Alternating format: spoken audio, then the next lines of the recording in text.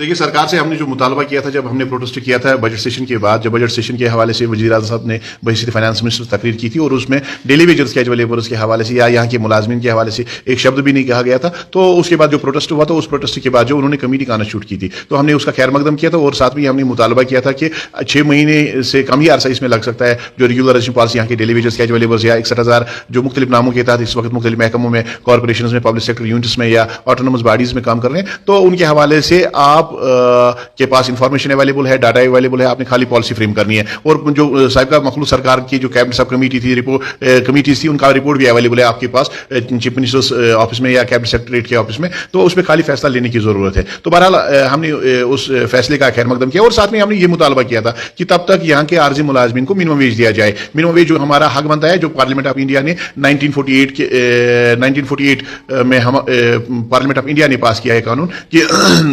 एशियाई खुर्दनी की चीज़ों को मद्देनजर रखते हुए मिनिमम वेज मुकर्रर किया जाए। तो बहरहाल हमने उस चीज़ का मुतालबा किया था कि हमने ये कहा कि जम्मू कश्मीर का एक खिता लद्दाख कल तक था, अगर वहाँ पे 12,000 से 45,000 आर्जी मुलाजिम ले सकता है, दिल्ली में अगर हमारा मुलाजिम 12,000 से 26,000 ले सकता है, तो यहाँ की आर्जी मुलाजिमिन के लिए के साथ सोतीली माह का सलूक क्यों? आप यहाँ पे खाली 9,000 या 9,300 क्यों दे रहे हो? तो यहाँ पे 311 रुपये पर डे के हिसाब से दी जा रही है। ये इंसानी हुकूक की खिलाफ वर्जी है, संगीन खिलाफ वर्जी है। तो इस हवाले से हमने मुतालबा किया था कि मिनिमम वेज का इतलाक किया जाए। तो उस हवाले से सरकार ने भी दबे अल्फाज में हामी भर ली थी कि ये किया जाएगा। तो बहरहाल अभी तक 3 महीने गुजर गए हैं, 3 महीने में कोई पेशरफ्त देखने को नहीं मिल रही है। सरकार से हमारा आज मुतालबा फिर होगा कि मिनिमम वेज एक्ट को तब तक लागू किया जाए जब तक ये कैबिनेट, जब तक कमेटी का जो चीफ सेक्रेटरी साहब की सरबराही में कमेटी बनाई गई है, जब तक उसका रिपोर्ट आ जाता है तब तक मिनिमम वेज लागू किया जाए। और ये जो यहाँ के डेली वेजर्स कैजुअल लेबर्स इस वक्त कसम पुरसी की हालत में जिंदगी बसर कर रहे हैं, तो उनको राहत की सांस वो ले सके।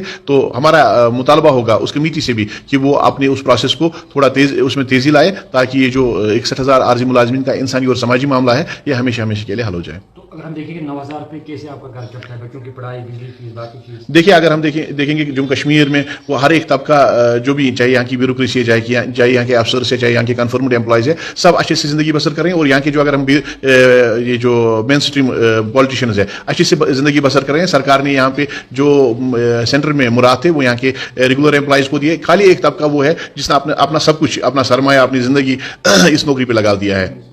हकीकत यह है कि आज के दौर में 9,000 में जिंदगी बसर नहीं हो सकती है, क्योंकि बूढ़े वालिदैन का खर्चा, उनकी दवाई का खर्चा, बच्चों की तालीम और तरबियत, उसका खर्चा, इस समाज के साथ लेन देन करना, इस समाज के साथ उठना बैठना, 2 वक्त की रोटी का इंतजाम करना और बाकी जो मामला है, तो वो 9,000 में तय नहीं हो सकते हैं। यहाँ के आर्जी मुलाजमीन के पास जो कुछ भी अपना सरमाया था, चाहे वो हमारे रूरल एरिया से ताल्लुक रखने वाले हमारे मुलाजमीन है, तो उन्होंने अपना सरमाया, अपनी जमीन बेच के अपने बच्चों का पेट पाला है और अपने अहल का पेट पाला है आज तक। अगर हमारे यहाँ के श्रीनगर या जो शहरी इलाकों में हमारे लोग रहते हैं, तो उनके पास जो कुछ भी सरमाया था तो उन्होंने वो सारा बेच डाला है और आज तक अपनी जिंदगी बसर की है। तो आज हमारी सरकार से अपील होगी कि ये हमारे साथ नाइंसाफी है, जुल्म है, ज्यादती है। इस जुल्म और नाइंसाफी को दूर करने के लिए आपने कुछ नहीं करना है, आपने वही कानून यहाँ पे लागू करना है जो दिल्ली में लागू किया गया है 25 सितंबर 2024 को, तो या जो लद्दाख में लागू किया गया है, और बाकी कुछ नहीं करना है। ये हम कोई आसमान की तारे नहीं मांग रहे आपसे, हम तो वही कह रहे हैं जो हमें यहाँ के आईन ने और यहाँ के पार्लियामेंट ऑफ इंडिया ने हक दे दिया है। तो अगर वर्कलोड की बात करिए, आजकल जो रिटायर लोग होते हैं, नई रिक्वायरमेंट नहीं होती, डेली वेज का जो सरकारी काम का कितना बोझ है? देखिए, अगर इस वक्त आप देखेंगे,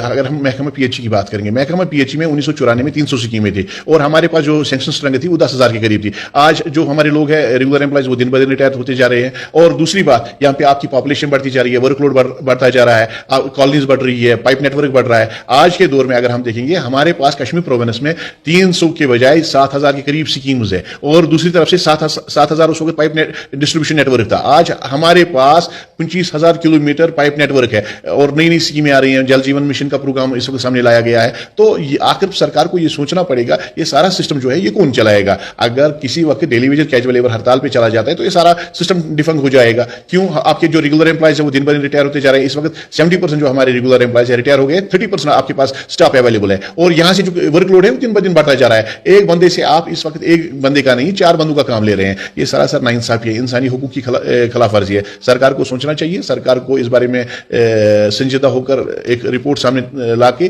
جو ہماری مستقل پالیسی ہے اس کو منظوری دینی ہوگی. اس کے سوا سرکار کے پاس کوئی چارہ نہیں ہے. تو اگلا آپ کا کیا رائے عمل ہے, کوئی سرکار کو جگانے کے لیے کوئی چیف سیکرٹری؟ دیکھیے اس وقت جو ملک کے حالات ہے, جموں کشمیر کے جو اس وقت حالات ہے, ہم نہیں چاہتے ہیں کہ یہاں کے جو لوگ ہیں ان کی مشکلات میں اور زیادہ اضافہ کرے. تو ہم نے اپنی جنرل کونسل کا اجلاس بلایا ہے, اس میں بیٹھیں گے, بات کریں گے, مشاورت ہوگی. تو جو کچھ ساری چیزوں کو مد نظر رکھتے ہوئے, ملکی حالات کو مد نظر رکھتے ہوئے, زمینی حالات کو مد نظر رکھتے ہوئے اور باقی معاملات کو مد نظر رکھتے ہوئے جو فیصلہ ہوگا ملازمین کے حق میں اور مطالبات کو پورا کرنے کے حوالے سے, اس بارے میں غور کیا جائے گا اور ایک اچھا فیصلہ سامنے لایا جائے گا. سرکار سے ملنے آپ جا رہے ہیں میٹنگز کے لیے یا؟